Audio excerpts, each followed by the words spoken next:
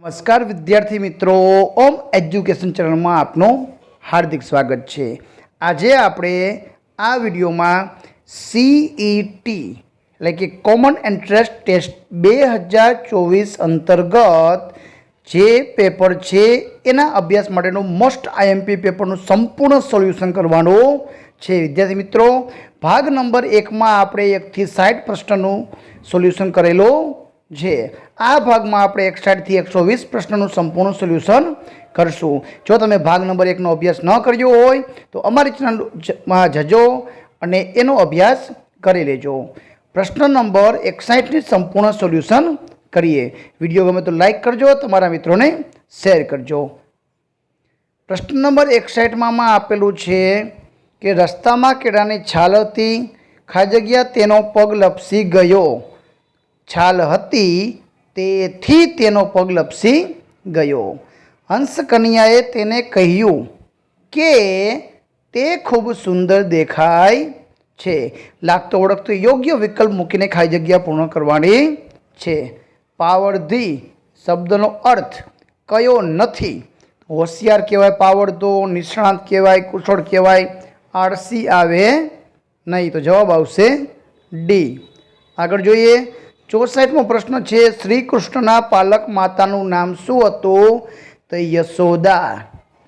तमारा घरनी दीवालनी बाजुमां ओटलो चणवा माटे कोनो संपर्क करशो? ओटलो चणवानुं काम करे तो जवाब आवशे कड़ियो। माळामां मोती परोववा शानी जरूर पड़े छे? तो सोयनी जरूर पड़े छे। सोय द्वारा मोती पोरवी शकाय छे। साची जोड़णी जणावो। जवाब आवशे सी। बी छे ई रसवाई बी आवशे। नंबर 68, पगरखा कोण बनावे छे? तो पगरखा मोची बनावे।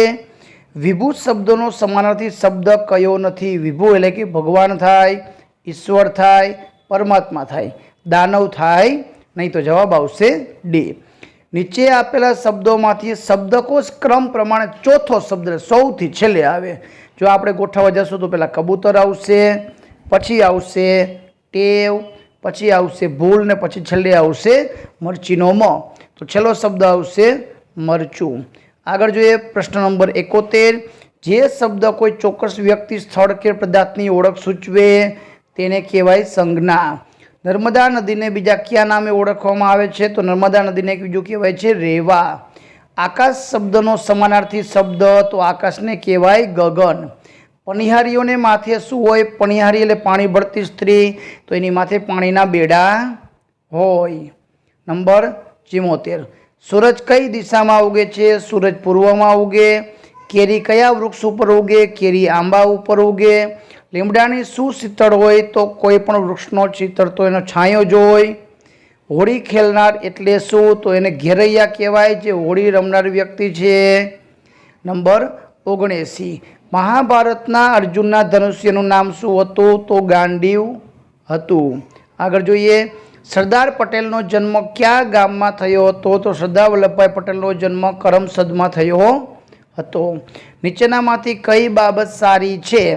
तो सत्यम वरसादी पाणीनो संग्रह करे छे, ए बाबत सारी छे। बाकीना 3 वस्तु छे ए खराब बाबत छे। नीचेनामांथी कयुं विधान खोटुं छे?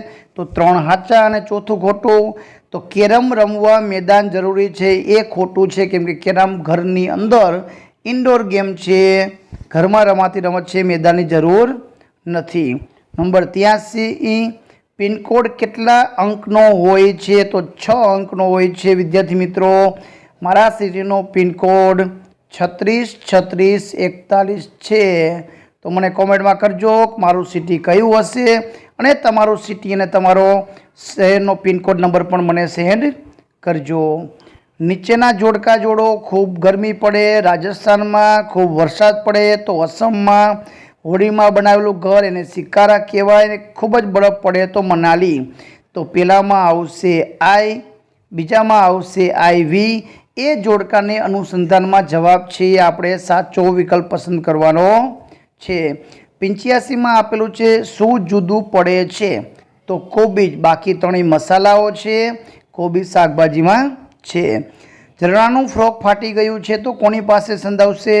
તો કપડાં સાંધવાનું કામ દરજી કરે છે.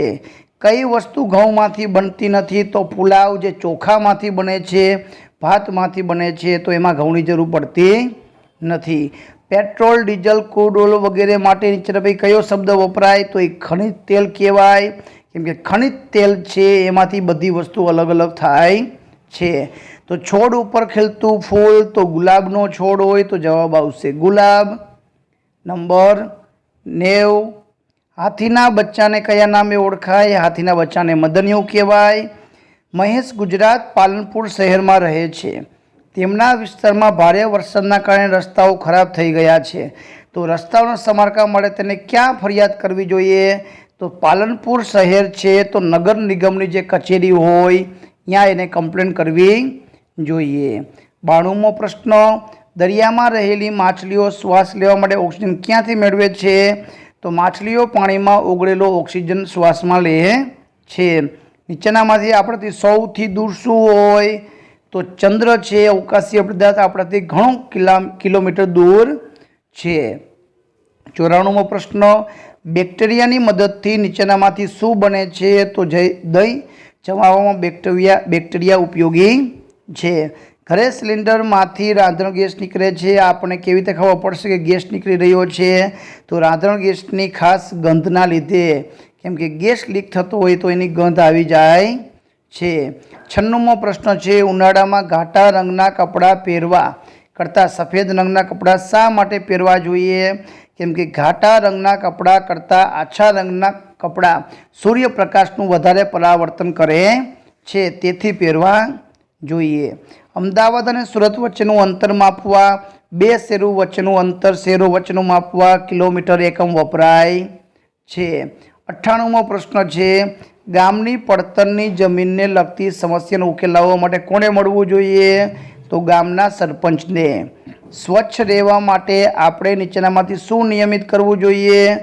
તો બ્રશ કરવું જોઈએ.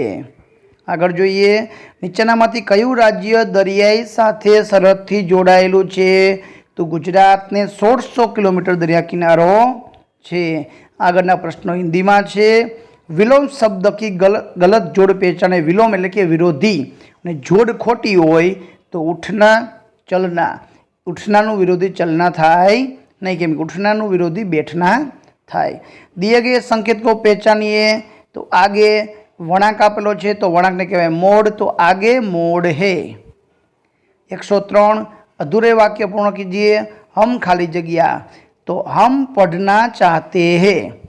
पोरबंदर गांव में लोग हमेशा शांति से खाली जगह रहते हैं. नीचे दिए गए शब्दों की गलत जोड़. टांगा तो एનું ગુજરાતી ઘોડાગાડી થાય. હેલિકોપ્ટર ને હેલિકોપ્ટર. બેલગાડી એટલે બળદગાડું. વિમાનને ઉડન ખટોલા કહેવાય નહીં, એ વિમાનને વિમાન કહેવાય. આગળ જોઈએ પ્રશ્ન નંબર 106માં, નીચે અંક की अंग्रेजी अंक के विकल्प की गलत जोड़ पहचानिए. तो અહીં 29 આપેલા છે, બગડે નવડે 29 લખાય, 26 લખાય નહીં, ખોટી જોડ છે. બચ્ચે ખેલ, તો બચ્ચે ખેલ રહે હે. આગળ જોઈએ 108મો પ્રશ્ન, અંક एवं शब्दों की गलत जोड़ पहचानिए. तो અહીં 16 લખેલા છે ને અહીંયા આપેલા છે 26 કે 26, તો એ ખોટી છે. हमें खाली जगह खिलौना चाहिए, तो हमें कैसा खिलौना चाहिए?